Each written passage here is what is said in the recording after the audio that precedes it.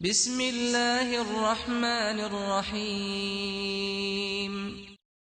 رسول صلی اللہ علیہ وآلہ وسلم نے فرمایا، اندھیرے میں چل کر مسجد کی طرف آنے والوں کو روز قیامت مکمل نور کی خوشخبری سنا دو۔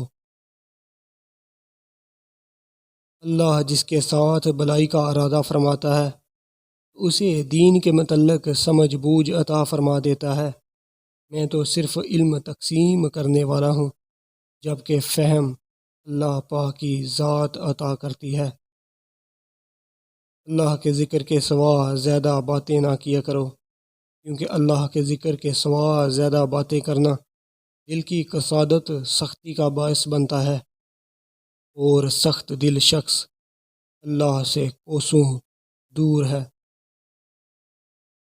جو شخص وضو کرے اور خوب اچھی طرح وضو کرے تو اس کی خطائیں اس کے جسم سے نکل جاتی ہیں، اس کے ناخنوں کے نیچے سے بھی نکل جاتی ہیں۔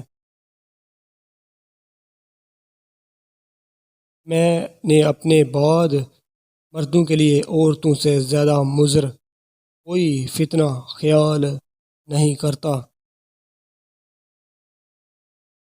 رسول صلی اللہ علیہ وآلہ وسلم نے فرمایا، کیا میں تمہیں ایسا عمل بتاؤں جس کے ذریعے اللہ خطائیں معاف کر دیتا ہے اور درجات بلند کرتا ہے؟